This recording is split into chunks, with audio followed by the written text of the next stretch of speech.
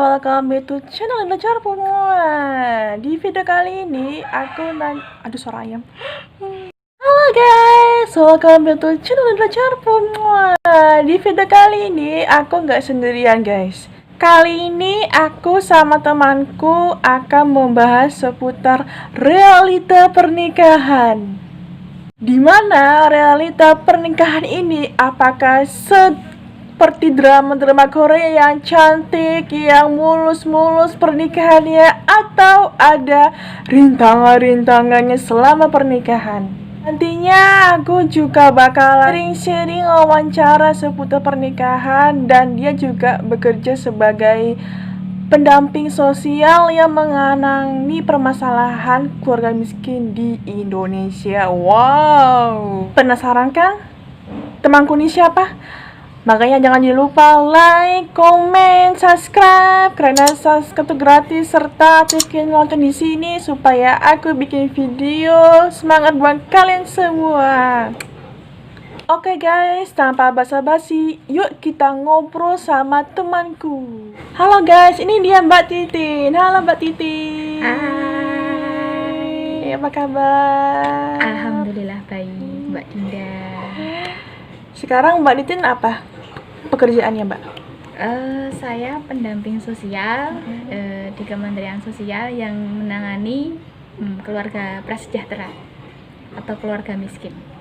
Ini kan lagi tren nih pernikahan 2020, gitu kan. Nah, itu menurut Mbak Titi itu gimana sih setelah nikah, realitanya kayak gimana? Kayak itu. Jadi realitas setelah menikah. Ya. Itu ya? Iya, yes.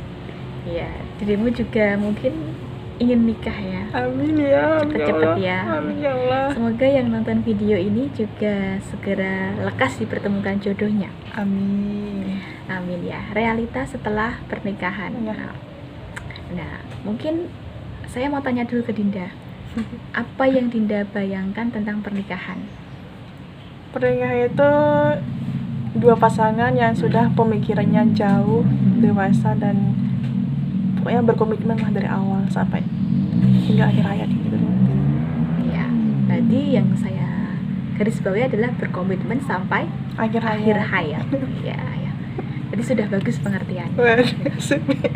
Nah, sekarang saya mau tanya ke Dinda dulu sebelum saya jawab. Apa yang Dinda bayangkan setelah pernikahan? Memulai kehidupan baru sama pasangan, terus juga sama mengenali sifat lah, terus mertua masing-masing kayak gitu. Udah berkeluarga intinya gitu. Berkeluarga. Setelah itu punya anak. punya anak. Ngurus anak gitu. Sekarang sebelum saya jawab dulu ya. Maaf ya guys. Saya mau ngerjain yang punya YouTube dulu. Iya. Lucu. Oke. Tadi Dinda sudah menyebutkan pernikahan adalah komitmen. Terus nanti setelah pernikahan itu akan punya anak, membangun hubungan baik dengan mertua. Nah, setelah saya tanya dulu sama Dinda. Kira-kira Dinda sudah punya persiapan untuk ke situ? Ada. Oh, ada. Apa, Din? Ya, pokoknya perbaiki diri dulu aja. Terus ya sambil berdoa, siapa tahu jodohnya ada. Amin. Iya. Oke, sip. Dia umurnya berapa? 26 sih guys. 26 ya, masih sudah muda. Cukup matang. Iya. Oke. Sekarang saya mau giliran jawab ya guys. Tadi sudah lumayan saya kerjain yang punya YouTube. Jadi ya, tentang realitas setelah pernikahan ya. Nah, sekarang tuh ya Din, banyak anak-anak muda yang mungkin terpengaruh dengan tren nikah muda. Nah, walaupun tren nikah muda itu perlu dipahami dulu, dia tuh menikah itu ingin atau siap. Kira-kira pengertian ingin dan siap itu gimana Din? Ingin menikah dan siap menikah, bedanya apa? Kalau aku sih, kalau ingin ya sekedar ingin, kayak ngikutin tren-tren doang. Pengen aku ini, tapi kan belum tahu mental seseorang kayak gimana. Kalau siap? Kalau siap tuh udah siap lahir batin, terus pasangan juga kayak gimana. Pokoknya siap segala apa yang terjadi di depan mata. Asik ya. Jadi ingin dan siap itu beda ya guys ya. Jadi kalau ingin itu baru sekedar hasrat, oh aku ingin ini nih. Tapi kalau siap itu beda. Siap itu lebih ke arah aku apa sih yang kurang dari diriku. Nah, kalau ingin itu hanya sekedar aku melihat postingan nih. Sekarang banyak ya anak muda yang banyak sosmed ya, anak muda di Instagram, di YouTube itu mungkin banyak pasangan tren menikah muda gitu. Terus kemudian dia, wah aku pengen seperti ini nih, kayaknya menikah itu ya, wow, asik banget. wow gitu ya.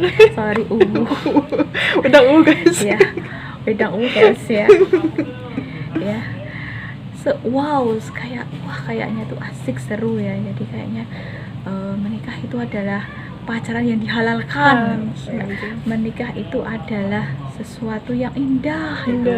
Ada bridesmaid, ada gaun-gaun, bisa posting sana, posting sini sama suami itu. Ini pasangan halalku, ini kekasih halalku gitu. Nah, tapi kita lupa gitu. Kadang-kadang kita lupa setelah kita terpengaruh seperti itu, apakah kita sudah siap? Apakah kita sudah punya persiapan setelah itu? Nah, ternyata pernikahan, realitas setelah pernikahan itu tidak wow itu gitu. Itu hanya waktu akad nikah. Yes, kamu boleh posting foto, kamu boleh posting video, kamu boleh nyetatus sana sini. Itu waktu kamu setelah akad itu euforia itu akan muncul.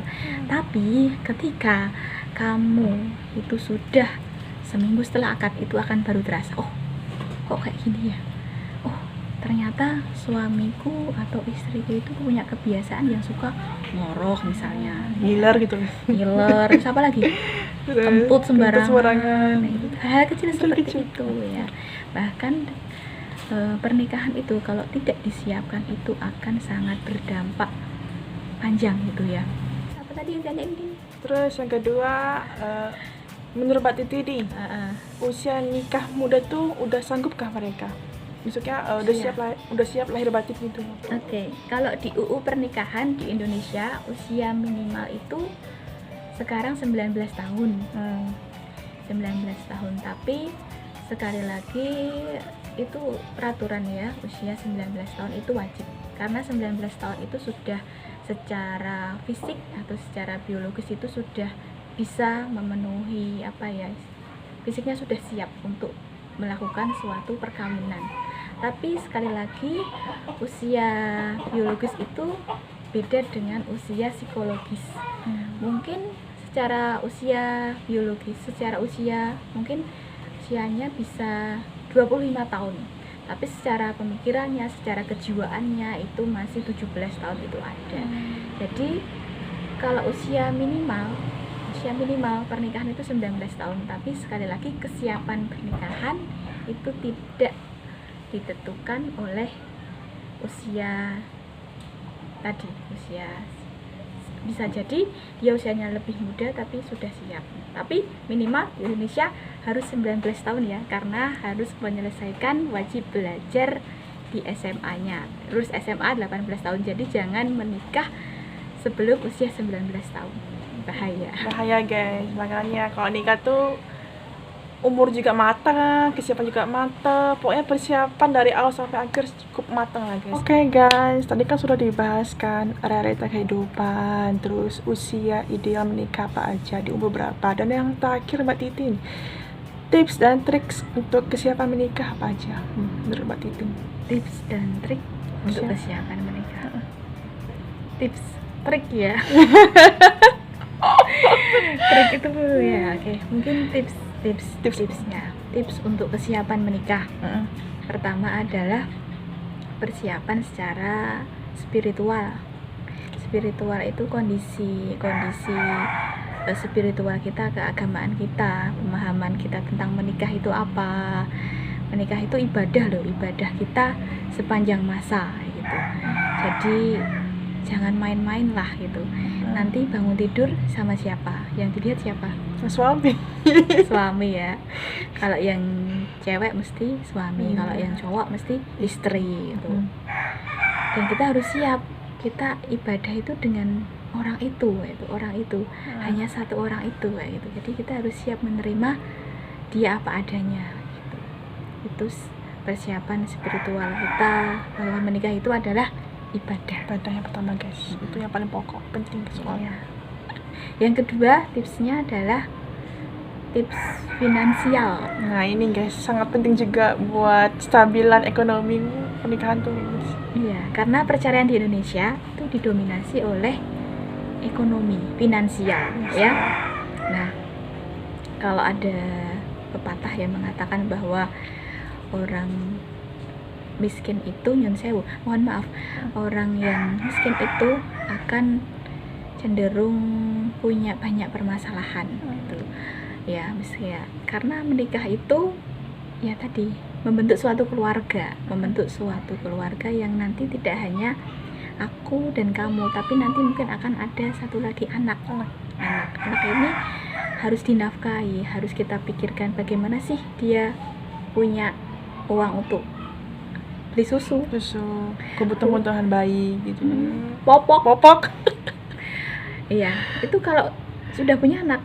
Kalau belum punya anak, masih suami istri, beli beras, beli makanan sehari-hari kayak gitu, beli sembako dan sebagainya, itu harus dipikirkan ya, karena menikah itu tidak hanya cukup dengan cinta.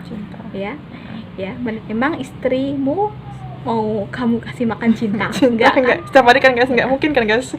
Kamu mau kasih makan cinta, enggak pasti mau dikasih makan nasi ya, nasi lah. Ya pasti seperti itu. Finansial.